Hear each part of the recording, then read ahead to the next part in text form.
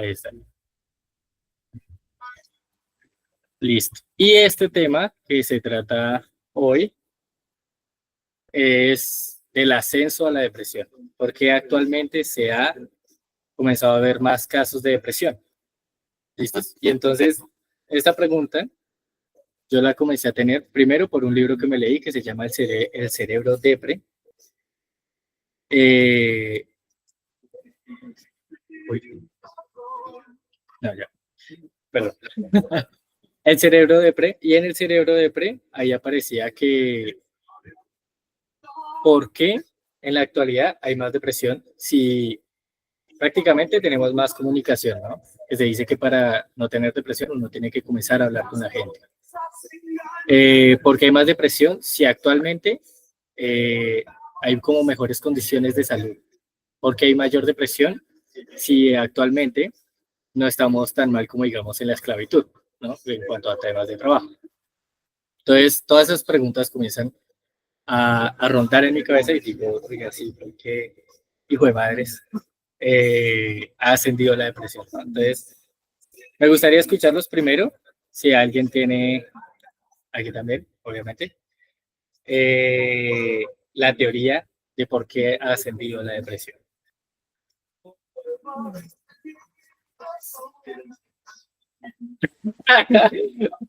Lo embalas. María Camila. Ah, bueno, espera, no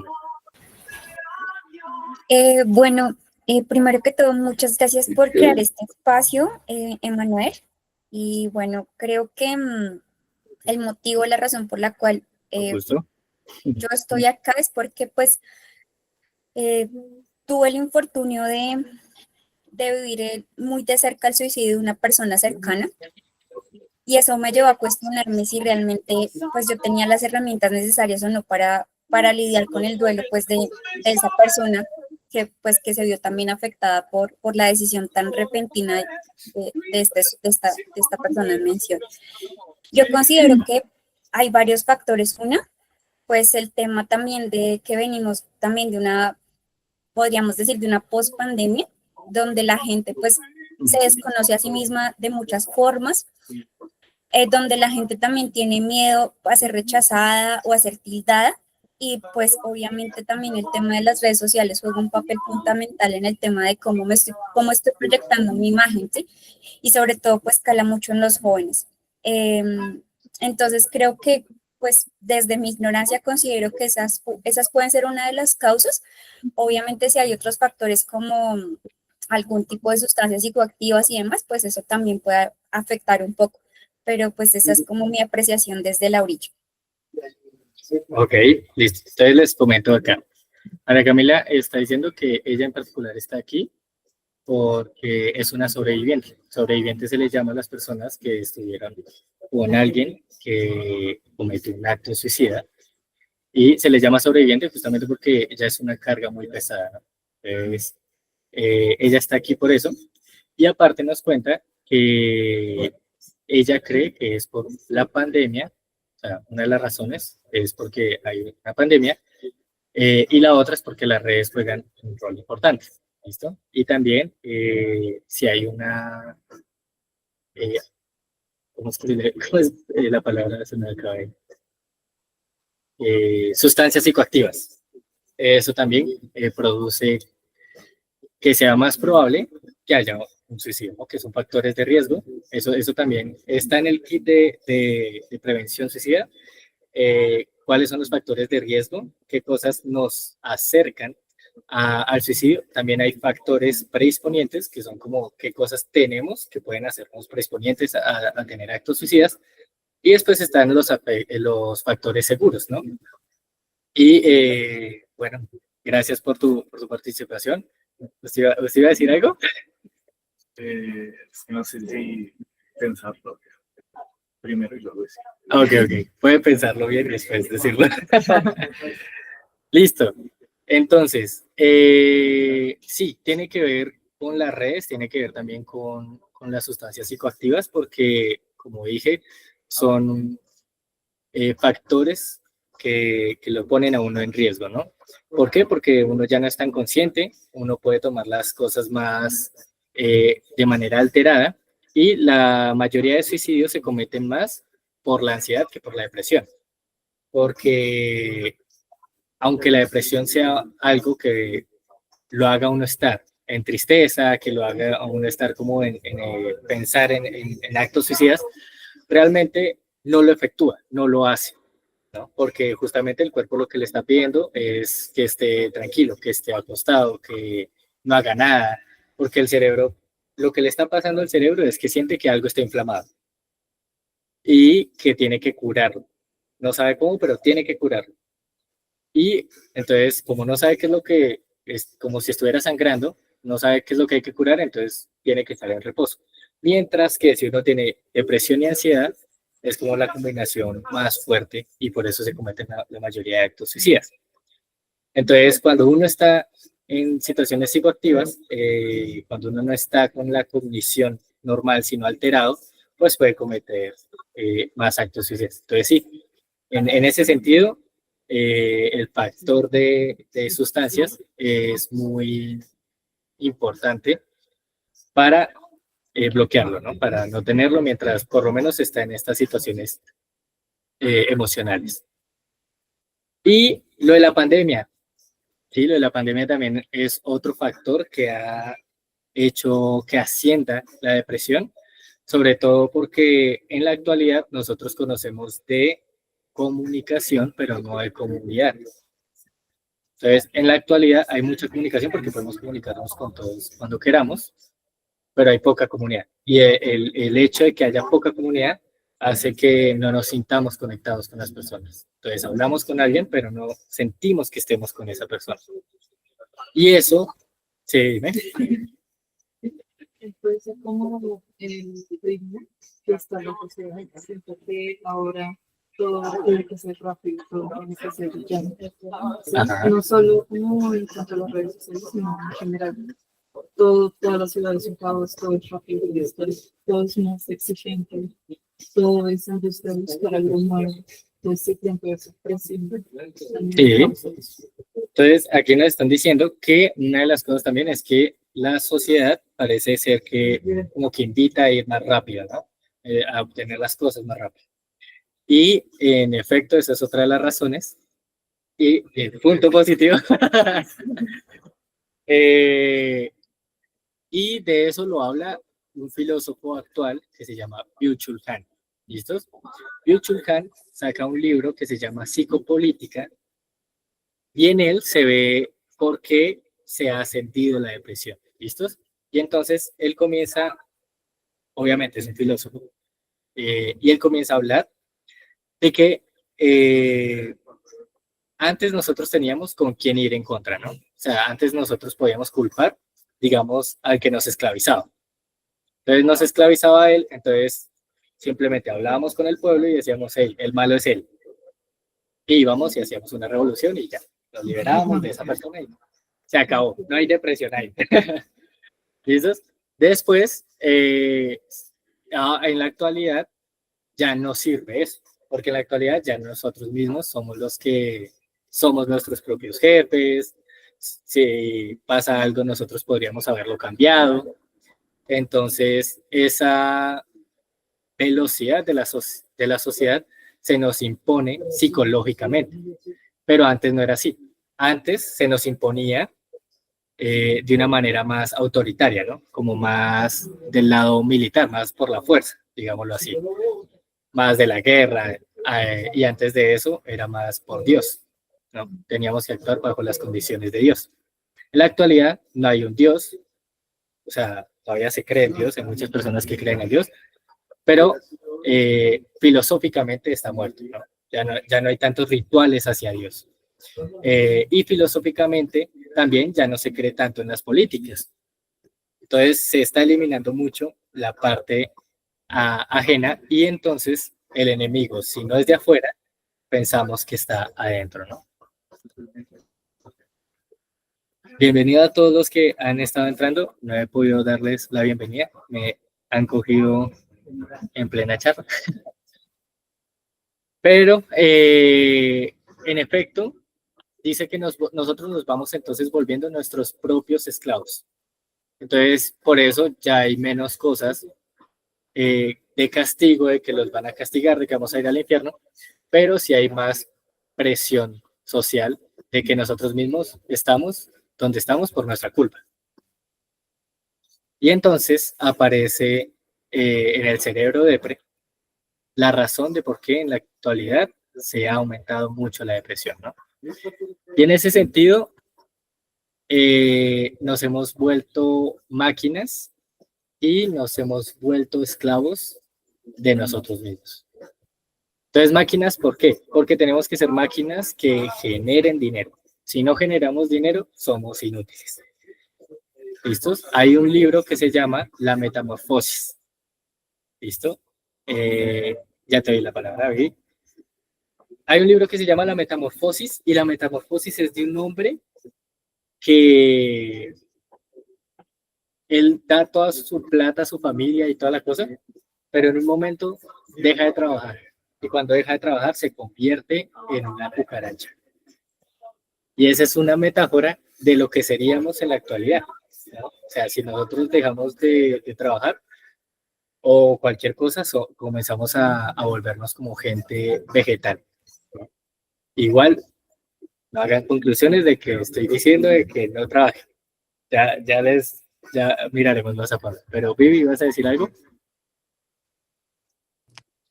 Sí, Emanuel, primero pues buenas tardes a todos. Y quería hablar respecto a lo que es, que decía la muchacha y lo que tú decías hace un momento sobre las redes sociales y la ansiedad. En mi caso, no me da pena decirlo, soy una persona que sufre de depresión y ansiedad y he aprendido a convivir con mi enfermedad, ¿sí? Me he dado cuenta que, digamos, en mi trabajo, ya que tocaste el tema del dinero, y sé que algunas personitas de las que están acá trabajan en lo mismo que yo trabajo, el hecho de ver tantas personas exitosas que hacen X cantidad de dólares en un momento, ver otras que el proceso es un poco más demorado, un poco más lento, sé que a cada una de nosotros eso nos llena de ansiedad, el pensar pero ¿por qué esta persona sí lo está logrando y yo no? Porque esta persona hizo X cantidad de dólares y yo solo hice esta cantidad de dólares. Y eso, por más de que nosotros como traders decimos, sí, es que la psicología es muy importante en nuestro trabajo, sé que todos hemos pasado por el pensamiento de decir, porque él sí, porque ella sí y yo no. Y nuestro cerebro empieza a maquinar a una velocidad que, en mi caso y por mi experiencia propia, te lleva a pensar cosas muy, muy, muy feas en el momento, pero es porque nosotros nos estamos comparando con las otras personas en la sociedad cuando no deberíamos hacerlo y entender que cada proceso es diferente. Entonces, para acá, Vivi nos dice que, bueno, ella trabaja de trader, no sé si le dije bien, ahí como que hay mucha plata moviéndose, ¿sí? Entonces hay una comparación constante de por qué esa persona gana más, ¿no? ¿Por qué esa persona gana más? Y que ahí entra en las comparativas como, bueno, yo lo explicaría como una devaluación de lo que nosotros somos, ¿no? Y pasa efectivamente por lo que estamos diciendo, ¿no? Entonces, estamos hablando de que nosotros nos hemos vuelto nuestros propios enemigos porque la sociedad no lo es, ¿no? Y en ese sentido, hay algo que pasa psicológicamente y es que nosotros tenemos un reloj social. ¿Listo? ¿Qué pasa con el reloj social? El reloj social es un reloj que nuestra mente inventa para saber si estamos o no al tiempo que los demás, ¿no? Entonces, ¿por qué sucede esto? Primero, porque nosotros antiguamente vivíamos en tribus, ¿listos? Y el que fuera inútil en la tribu se le exiliaba, porque no servía para mantener la tribu. Entonces, evolutivamente, nosotros estamos hechos para que la sociedad no nos saque, ¿sí? Estamos codificados en el ADN como si fuera de instinto para que nosotros, la sociedad, no nos saque. ¿Y cómo sabemos que no nos van a sacar? Por la belleza, bueno, o sea, mirando las cosas que más evalúa la sociedad, ¿no? Entonces, una es la belleza. Hay una diferencia entre si uno es guapo o si uno es feo, y al feo es más probable que lo vayan sacando, ¿no? Por la plata, si uno genera mucha plata, es más poco probable que a uno lo saquen, porque uno está dando trabajo, uno tiene para invitar, uno tiene todas esas como concepciones que vienen del dinero. Eh, y la otra, eh, si viajan más, ¿no? Por eso estamos muy adictos a publicar si viajamos más, si compramos más. eh, y bueno, como todas las partes de demostrar que somos más y que no deberían sacarnos nunca. ¿Listos?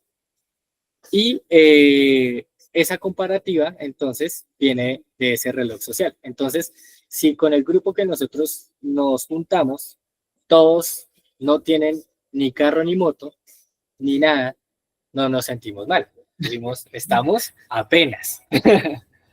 Pero si nuestro círculo, por otro lado, tiene de todo, ya todo hecho, ya todo pago, ya todo la vida hecha, ocurre lo que Vivi nombró, que comienza la comparación, ¿no? Y esa comparación nos hace sentir que estamos yéndonos fuera y nos están aislando de la tribu, ¿no? Incluso con la belleza, y por eso actualmente nos comparamos mucho físicamente, ¿no? Entonces, si tiene mejor cuerpo la otra persona, si yo soy un poco más delgado, si soy un poco más gordo, eso también entra como un factor que predispone al suicidio porque sentimos que nos van a exiliar, ¿no? Y la gente exiliada socialmente lo sienten mucho como una muerte. Por eso cuando uno lanza un chiste y no se ríen, uno siente muy feo. Porque, porque es como me van a sacar, no soy gracioso, no la estoy logrando, no me estoy incluyendo en esta tribu y me van a sacar. Es porque se siente una muerte, ¿listo? Y esa muerte se siente en el trabajo, se siente si ganamos menos, si ganamos más, si somos más guapos, si no lo somos, porque en efecto somos nuestro propio enemigo. Ahora, les dije, no hay que tomar esto como entonces no hay que no trabajar, ¿no? Hay que trabajar, porque también hay una pirámide que se llama la pirámide de Maslow, en la que dice qué cosas nosotros tenemos que tener para tener una vida conforme, ¿no? No dice feliz porque los psicólogos no hablamos de felicidad como tal, porque hablar de felicidad es pensar que la felicidad es una emoción buena y la tristeza es una emoción mala, y no hay emociones malas. De hecho, la tristeza es muy funcional y es muy bacana. A mí me gusta. Porque lo lleva a uno a preguntarse, lo llega a uno a ver qué es lo que realmente uno ama, bueno, por un montón de cosas. Eh, pero entonces sí, todas las emociones son funcionales. Y entonces él dice que se necesita como, bueno, el amor, la sociedad, el trabajo, la espiritualidad y otras dos que no recuerdo, pero se las debo. Y en ese sentido, el trabajo tiene que ser parte importante para nosotros, pero lo importante acá a diferenciar es no explotarnos por eso, ¿no? No es de que dejemos de trabajar y nos convertamos en cucarachas. Dice Kant, un filósofo de Manuel Kant, que él lanza la pregunta, si la vida es valiosa ya de por sí, porque estamos vivos, o la vida hay que ganarse. Y a mí me gustaría preguntarles si ustedes qué creen, si la vida ya es valiosa de por sí o si hay que ganarse la vida.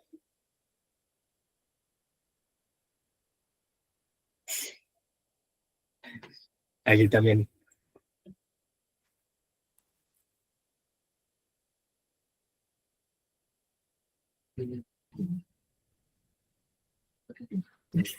Ah, Es valiosa por sí sola, dice María Camila. ¿Cómo? Eh, pues depende de cómo vemos la vida, porque, digamos, una visión filosófica es la de Schopenhauer, que básicamente dice que la vida es un sinsentido, que se basa en... Es un péndulo. Ajá.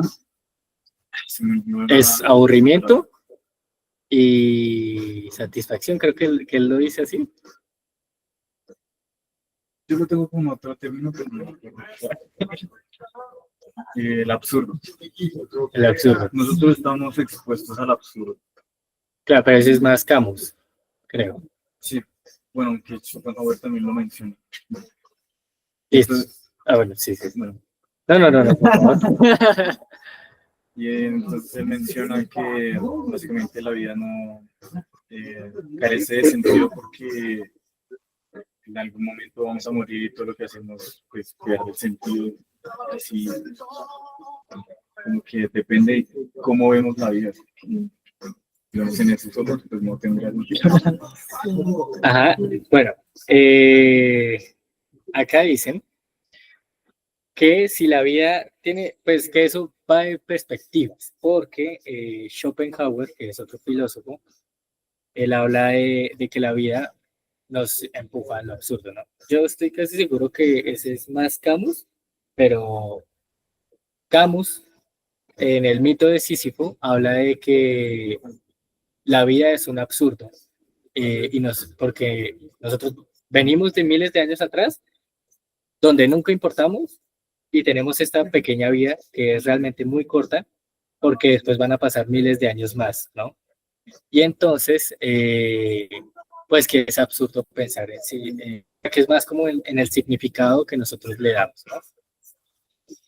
Y sí, yo también tengo esa filosofía como psicólogo existencial. Creo que la vida en sí misma no tiene sentido y que los humanos somos los que le damos el sentido, ¿no? Y de hecho, si ustedes se dan cuenta, todo lo que nosotros tenemos en nuestra vida funciona por metáforas, funciona por cómo nosotros vemos todo, ¿no? Incluso el dinero es una metáfora que todos tenemos en nuestra mente, que funciona de manera, o sea, que el billete es un papel que está adornado con ciertas cosas, ¿listo? Pero nosotros no lo vemos así, porque ya hemos ahondado en el dinero con una metáfora, ¿no? La metáfora de que es el equilibrio de los servicios que damos y de los que recibimos.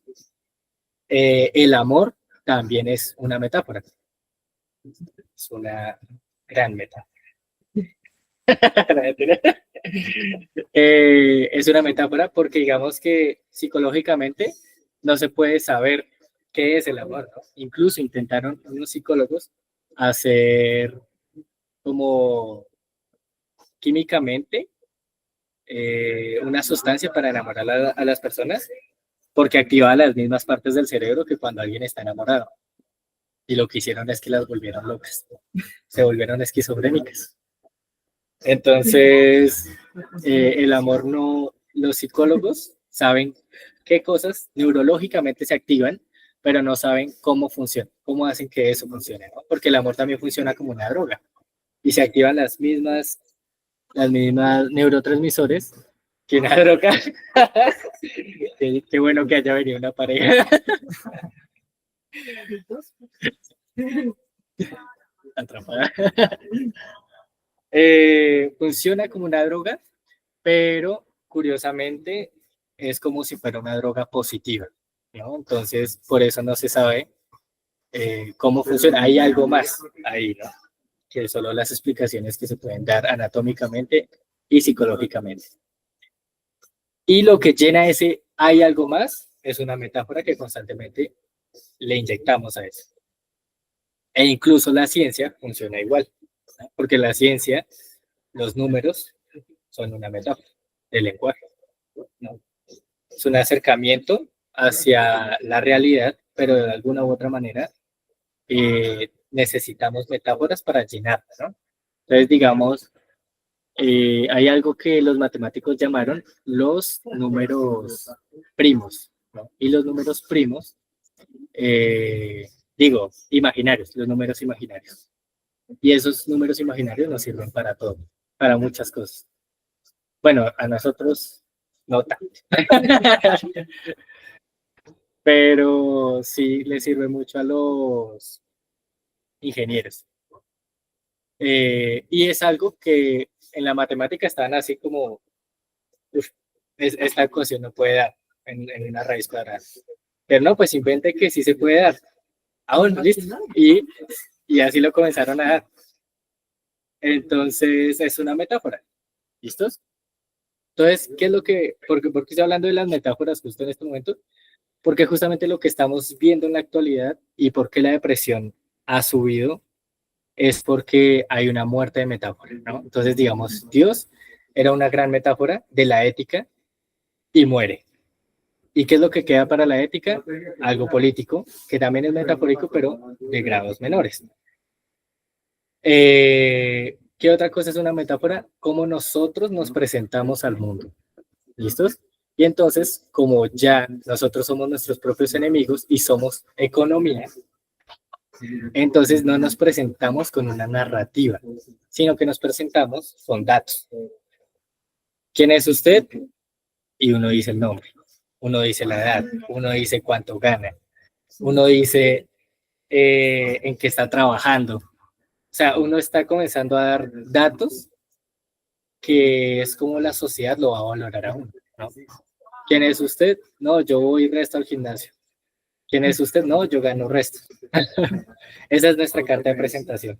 Todas las cosas en las que, o sea, nosotros nunca vamos a decir quién es usted y usted dice, yo soy alguien que me dedico a meditar. O sea, eso acá en Occidente por lo menos se ve muy raro.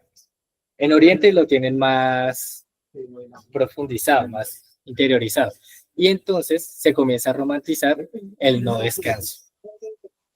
Todo lo que sea no descansar está bien. O sea, si uno trabaja y trabaja y trabaja y trabaja, está bien. Pero cuando uno está descansando, ahí ya se vuelve una cucaracha, ¿no? Volviendo a la metáfora. Porque lo importante es que seamos útiles, ¿no? Entonces, ¿cuál es la solución que dice la psicopolítica? La solución de esta psicopolítica de Byung-Chul es justamente saber cuándo no hacer nada, ¿no? Porque no estoy diciendo, como ya dije, que no se trabaje, sino saber cuándo el trabajo se ha vuelto más importante que nuestra vida normal, cuándo se ha vuelto más importante que nuestra salud, ¿no? Tanto física como mental. Porque actualmente hay muchos síndromes, se dispara mucho el síndrome burnout, ¿no? No sé si alguien conoce el concepto, pero justamente es como el estrés y la ansiedad y la depresión.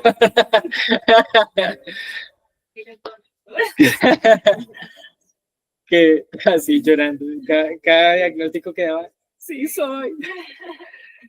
El síndrome de burnout, claro, se da mucho y es una de las razones por las que se ha aumentado el suicidio, ¿no?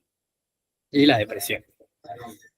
Entonces, en Oriente saben, allá de hecho la filosofía es contraria, ¿no? Allá la filosofía es, allá ellos intentan de no hacer nada, pero porque no lo ven como un acto malo, ¿no? Sino que ellos ven la meditación como algo bueno, ellos ven el poder detallar lo que está pasando en este momento como algo bueno, ¿no? En cambio, acá en Occidente, si estamos todos presentes, no estamos contemplando lo que está pasando, sino estamos pensando qué tenemos que decir. ¿Qué es lo que tenemos que decir para que esas personas nos validen? ¿Qué es lo que tenemos que decir para que no me saquen de esta tribu, ¿no? Allá a veces usan más el silencio, ¿no? Saber cuándo decir algo.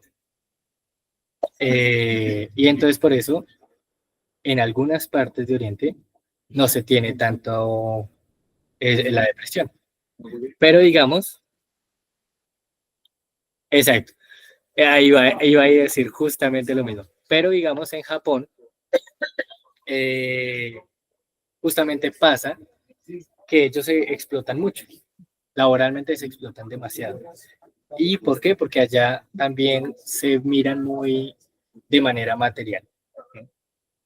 Y también se olvidan de una parte más espiritual o inútil. Byung-Chul Han dice que la forma de... Es que es muy bacano como le escribe. La forma de ir en contra de esta materialización, ¿no? Porque nosotros nos convertimos en datos y materia, es hacer cosas inútiles. Entonces, ¿qué son cosas inútiles? El amor es una cosa inútil. Para él, para Byung-Chul Han. ¿Por qué? Porque no hay algo en la que uno vaya detrás de eso, económicamente hablando, digamos, a no ser de que se haga por plata, que uno se una con alguien por plata. Pero si es por amor, carece de utilidad en la actualidad, ¿no? O orar. Orar es un proceso inútil. Uno ora y nadie lo está escuchando. No ora y no está ganando plata ahí. Pero uno está orando y psicológicamente sí le está dando muchas cosas, muchos beneficios. Al igual que el arte, ¿no? El arte es inútil. Lo siento. Pero en la actualidad, o sea, nos hacen creer que es inútil, mejor dicho. Pero realmente eso nos llena, no de manera capital, o por lo menos no todos. Pero sí nos llena en cuanto a lo que hacemos, lo que escuchamos. Hay veces que ver una película, simplemente ver una película nos llena y nos recuerda eso, que somos humanos. Entonces, no es un tiempo de ocio, es un tiempo de reconectar con nosotros, ¿no? Entonces hay que saber eso, ¿no? Como cuándo hay que trabajar y cuándo no hay que hacerlo. Y lo otro es de no compararnos. Hay un reloj social. Entonces, si todos ya han logrado algo, si todos esto, uno va en otro camino, uno va de otras maneras. Digamos, yo me acuerdo mucho del ejemplo del señor de KFC. Ese man llegó a tener mucha plata, pero ya cuando estaba recucho. O Nikola Tesla. Nikola Tesla es un hombre que hizo los mejores inventos contemporáneos, más o menos contemporáneos, y murió de hambre. ¿Sí? Entonces hay que buscar ese equilibrio entre la meditación, la relajación, saber cuándo hacer cosas inútiles, cuándo contemplar el presente, cuándo no tienes que saber qué decir, sino saber cuándo callar. Y hasta qué punto uno es un dato, ¿no? Hasta qué punto uno es solo plata, o hasta qué punto uno es solo belleza, o hasta qué punto, y cualquier cosa por la que la sociedad no lo sacaría a uno, ¿no? Porque uno no es la sociedad, uno es como Barbie, uno es lo que quiere ser. Y bueno, en ese sentido, eh, prácticamente esta es la explicación que da Byung-Chul Han de por qué en la actualidad hay un ascenso de depresión, ¿no? Porque ya nosotros dejamos de ser topos y ahora somos serpientes, ¿no? Él usa esas metáforas para decir que los topos les decían, vaya y trabaje eso toda su vida y consiga dinero y haga su familia y toda la cosa. En la actualidad ahora somos serpientes, que tenemos que estarnos moviendo, que tenemos que viajar, que tenemos que hacer lo otro, que tenemos que descubrir, no sé, todo lo que nos impone una sociedad, y se nos olvidan los deseos propios, ¿no? Entonces, obviamente, si le dan a uno viajes y la pasión de uno de música, uno va a escoger los viajes. Pero porque es una felicidad social que ya está impuesta. Y ya para terminar, bueno, no sé si tienen preguntas antes de... ¿Tienen preguntas de por qué la depresión ha aumentado, o otras preguntas en general de la depresión? Acá, acá. Listo. Allá.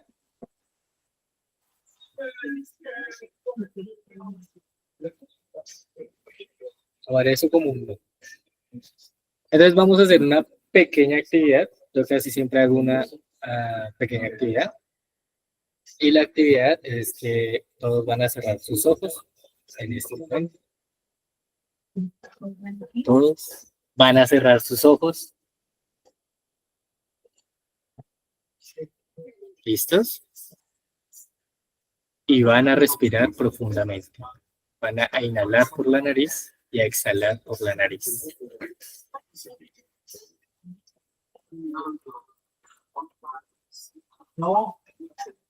Y van a intentar sentir desde la punta de sus pies hasta la coronilla cada parte de su cuerpo. Si sienten lo que tienen en la planta de sus pies, si sienten frío, si sienten calor, si sienten lo que llevan puesto, si se sienten relajados, si se sienten pesados, si se sienten acelerados.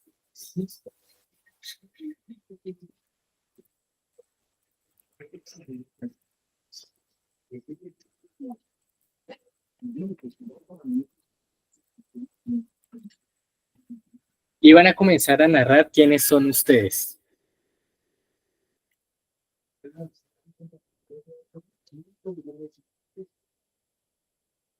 Si ustedes fueran desconocidos para ustedes mismos, ¿cómo se presentarían?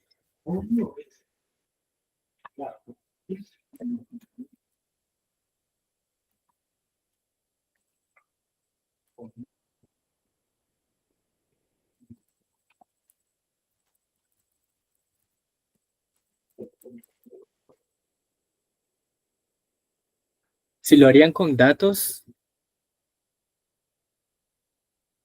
con cuánto ganan, con qué es lo que hacen, o si lo harían diciendo cuáles son los valores que ha podido generar en la actualidad, las tristezas que ha tenido que pasar,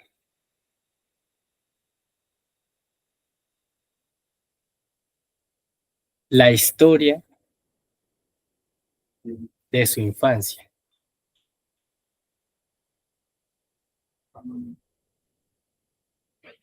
la familia que tiene, los amigos y los hobbies.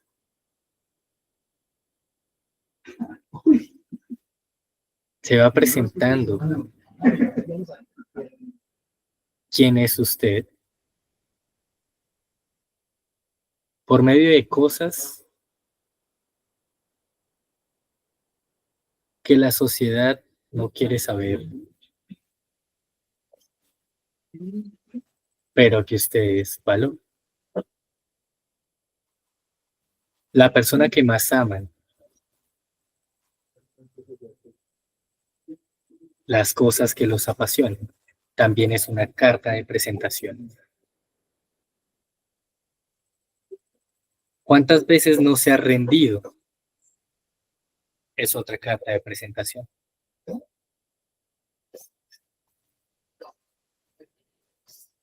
Y su vida cotidiana, que puede parecer aburrida para la sociedad, pero es la que lo forma. Es otra carta de presentación. Se dando cuenta que todas las cosas que parecen inútiles económicamente también hacen parte de su presentación.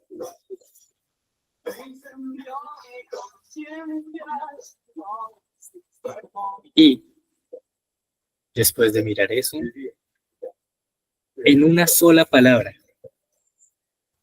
van a describirse.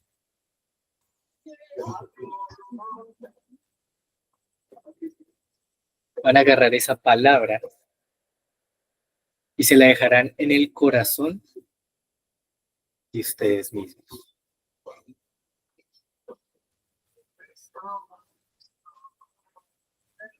Y en ese corazón, con esa palabra, van a presentarse ante el mundo.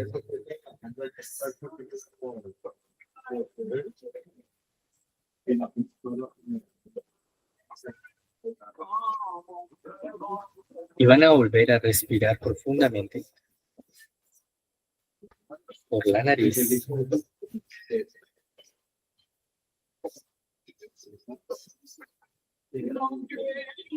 Y cuando quieran, abrirán los ojos. ¿Qué tal?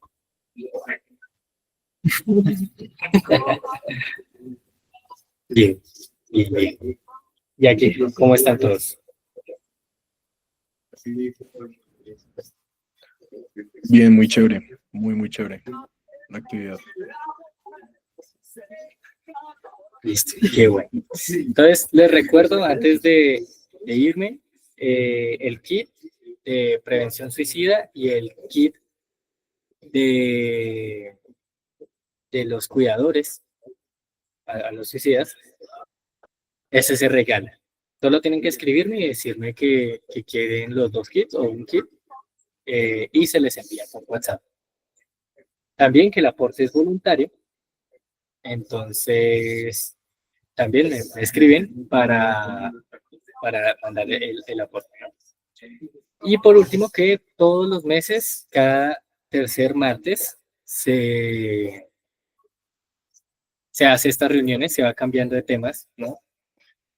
Todavía no he pensado bien en el siguiente, pero tal vez sea de parejas.